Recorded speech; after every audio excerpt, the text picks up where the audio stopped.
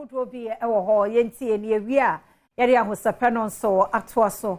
de amao ene me wo Piwak Natural Health Dr. Penny Dr. Prince Nelson Mototi ewo ha 3P garlic mixture edro no ba kope na ne eye ne so ani so ka kire nti ono a etire so da ye no owo ha yede ne di nkomo na yahwe bi ene ne de di kan wate ho nsam da wo no wate ya na ho che dan no musiko doctor no wa ha yede no kasa doga no pe mu achen na bia boko de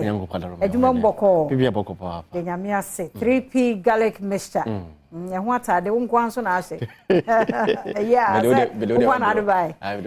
to ba na mso ma shem de na gusu na ye kama 3P garlic mixture yentie Piwak Natural Health a adwuma ko be ya yo mine ba no pe me da ase na ye be chi ahwefo nso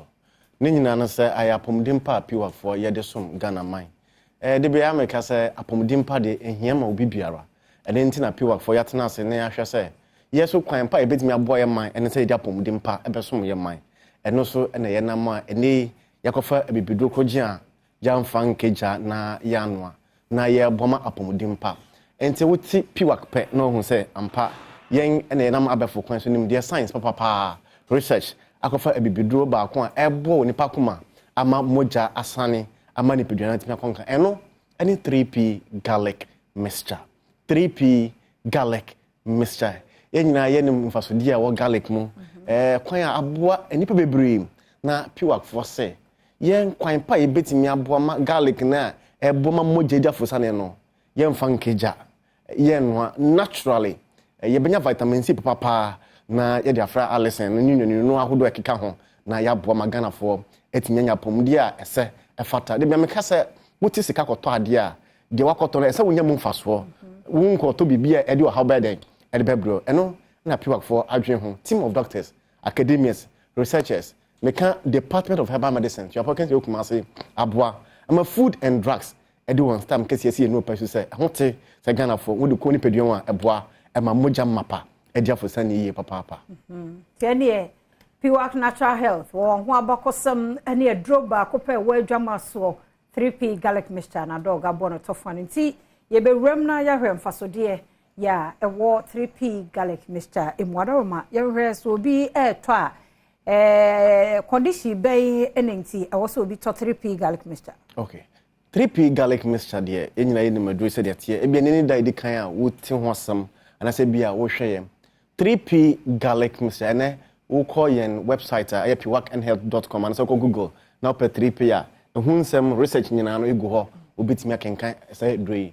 na de be meka say edro ba ko Ghana ha krom ha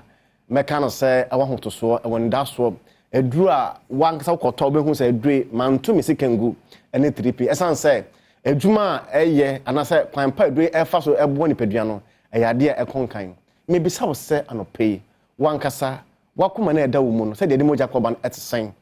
wo ye dwuma sen na wadwuma die mu ete obi o ha o say me ko bakakra na say me home no entimi ensisu papa ye obi o ha say mabre metikra edwame oda ontimi enna ro eche no ne nyina na say edu ba bia say moja no entimi nyafo sane ya ye hu saa ahyensodi say no marketingeti eba nipadua no emu Piwak say kwan pa ye betimi aboma moja mapa ediafo sane ene say ye benya 3P garlic mixture ede akọ nipadua no ebra akoma no ede moja akọ na ye efinisrade no eduro no strengthen your immune system asanti a vitamin C papa na ewo eduro mu a yamfa nkeja na yano no eboa ma nipadua no brebo no wasa no enso enya hoɔden ema apomden mapa ewie pɛyɛ etimi ede ema de bia meka sa nipadua bia betimi ahome but onipa wakoma da wo mu no de enhome da 24/7 akoma no bɛyɛ dwuma saa enti kwan pa wankasa obetimi di abo wakoma no sɛ obetimi nya enwanu no mapa ebetimi support wakoma no na etimi di moja akɔ na kwan papa ba ko no sɛ etimi yi efini no ma hodo bi a ebe yi osi akwan e wo droben mu no etimi eyi ni nyina firi ho ama akoma no di moja akɔ aba eno any 3P garlic mixture me bisa wo sɛ wo ho na wo nan 830 wo nsa 830 a ana sɛ wo ho asɛ yedi makogu so asɛ ya soja wo video mu a wo ho sa hyɛ so de ya sɛn na wo dwen ho fa ni nyina yɛ sinto a eba onipa apomudin emu Piwak sɛ eba no sa ohawe ya ye kan ho asɛm de a 3P garlic mixture awa ho to so and that's what say wonya do peko ni pedua mu a ebetimi aboa ama won sane wonan na agene esan se moja entimi enya fosane ye anase srade anase blockage bi ebetimi aba 3p garlic mixture adwuma no se ebeboa ma moja mapa no etimi asane ama apomde mapa etimi ewie pem edu ba bi ha woda obi ho se wo da me konso mechi me haya me ya me kotodwe me hunam nyina mesro saa no marketing chance se how ebia baye one painkillers one doctor wabo homodin bia ankosi agam anope yamaga na for alternative say nya 3p garlic mixture ne fa so hwe ne manage ne hu se ampa 3p na ye ka ho asem senate na menim se adope mfaso die wo munti wa obedu ho adanse se ampa adope eye mesre ene anope se uyo obi a wo ho na wa wetimi se wo furu ayakapu se eyemfama na gina o gastrointestinal no emo anase srade na etimi ama wa yakese saa 3p garlic mixture wonanu no mapa wan kasa nom na so adopan ehwe obehu se ampa no kwe 3p garlic mixture inanu no papa na wo mu no ebebo ama saa o hawkitingiti nyina etimi afiri ho ama apomudimpa etimi awipe wo papa wa wetimi hwe ni age no wo maame ni stage na wodu na the stage of wo maame ni menopause wo papa andropause wo se enyini aba eno nti ese yeboa ma apomudimpa mapa awipe edo ba ko betimi ama papa ne kotodwe na poso ne honam ne sese wo maame edo na adwo wontimi na o se ne boso hyehye no na ni tim hyehye no ni nyu kwetimi tutu all because of say menopause Piwak say esanse antioxidant ebo 3p garlic mixture no emu esanse alice ebo 3p garlic mixture eno no mapa because o hwe eduro ya woto emu nyina liquid ya emu nyina nya bia nsuo bia yesa ye no aye 100% vitamin C ena ya twetwen the vitamin C no ebe boa no papa ama anti aging properties bia emu no ama ne skin kra no aye kama ama apomde mapa etimi ewipe se wonu maame wo ho papa wo ho na wo apomde mpa eboa masomdwe den ewipe ye 3p garlic mixture na no Piwak say Ghana for yen sanka bia na do pay emma ma yapomudin entimi enwipe ye emfama ye se wo yo babesia na no pay wo hwe ye edo ba ko Piwak for recommended dia ma ebra sebio young girl na nya menopause na account nyin se so won fan bi enso won se bu no entimi enwipe ye Piwak say yedi ahotoso ani daso catch say esanse yeduro no yenim no mapa wo munti ye catch say no kwari chudo 3p garlic mixture ebebo ama ebdayem how bia no wonsa etimi aka edopem mfaso na etimi aboma no ma flow no so e kama papa ntwetwensi bia no me ade sanity 3p garlic mixture no bi na sane moja ne mu ma moja ne nyina etimi sai mo enclot nti oba de me kan for e de amaw eno no nti doc kire ye kire kwan ba bia e benya 3p garlic mixture ne bi okay 3p garlic mixture across the country uko pharmacy herbal shops nyina ubenya enope bi na wa we diabetic patient nye yumu mfimo no kwasam no say 3p no wadu bia wonum bia no wonum 3p na 15 minutes wadu bia wo bia no ubetimi anom 3p no aka ade ba kwa wo 3p no na say wo osa me pato wodidi wie ya na wonum adu no 5 minutes na wonum nsuo guso wodidi wie ya na wonum 3p 5 minutes na wonum nsuo aguso wo tamale na wo hwe ya ofa kojo heba opposite tamale taxi ranko uko electromat wa obenya 3p wa mumu we enterprise opposite wa cathedral and so obenya 3p garlic mixture ho na wo kuma sia fa nche dane heba colinac na criske obenya 3p ho uko eye takwade se Charles ho na aa men so obenya you know pay bi ho e bia wo ho hwe Albert Sam ho ho obenya 3p garlic mixture uko kofodua eye Gapson pharmacy total 2 obenya you know pay bi ho Isaac Brastor na say Hillside pharmacy on Koko obenya 3p garlic mixture na oba nkaiman ponin mantem ha dia na odo na che Angel Herbal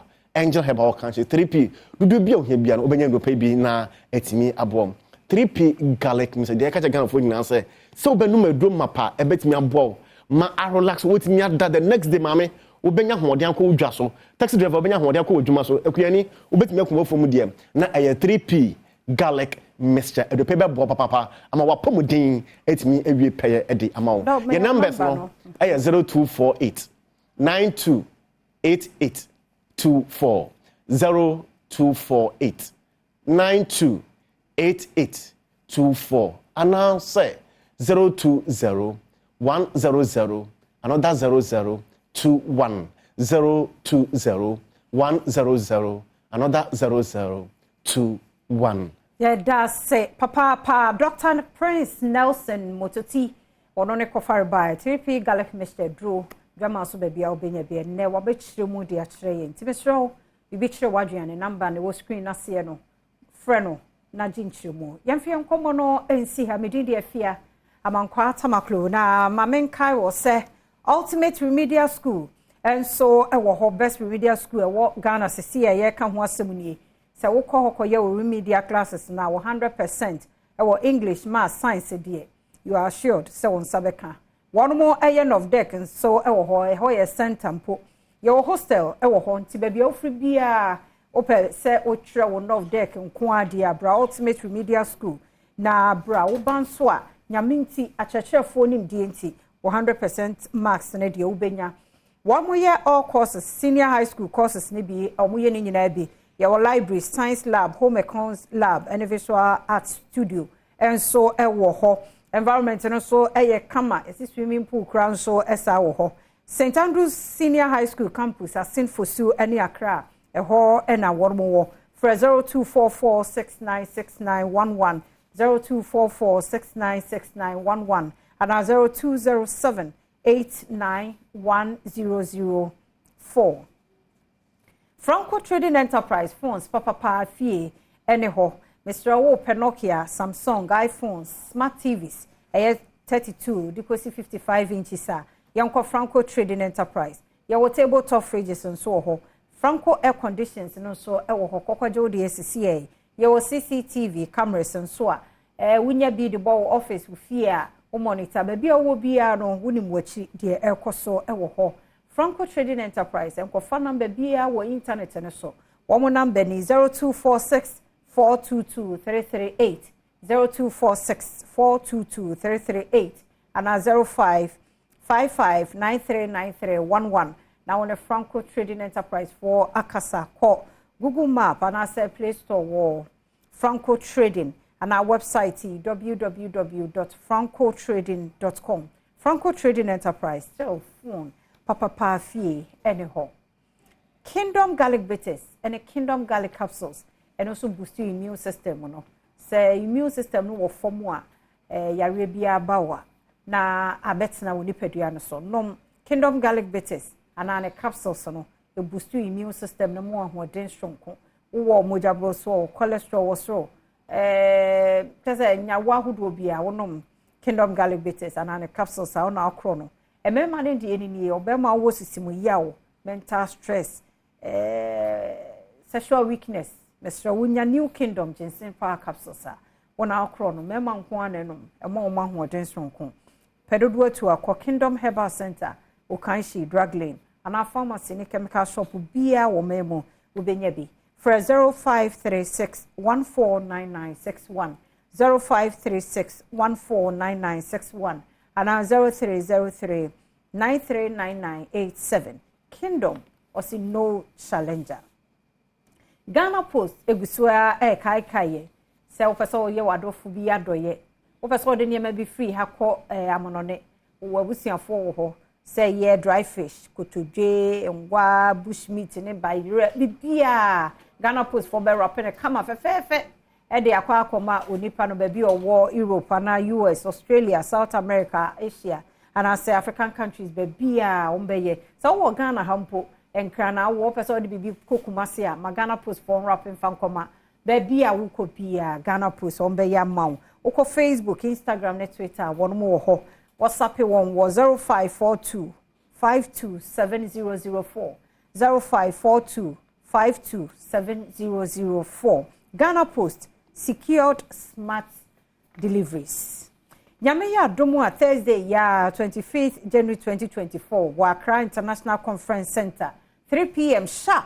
na J-Step challenge no eno so ye de aba na wie ye kra na 100 schools a ye bi free Ashanti Eastern ni Greater Accra na won be see akan wo abefo kwan a wo mode ebe solve issues challenges ahodo enanim de na droso IT munim de na ye mai ede afa sa kwan no so a wo mo ede ye issues ahodo a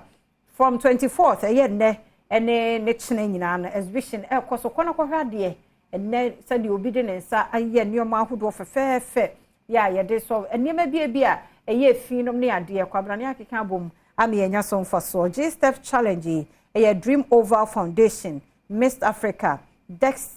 Technology and founder Vine and a day brain na Fidelity Bank Cowbell Crewy Special Eyes Goil and a fee Joy Prime one was so asene and a day aba I had a brema crying na media see media fear among quarter maclo 6 that Sunday be a guy but ya who sepe it was so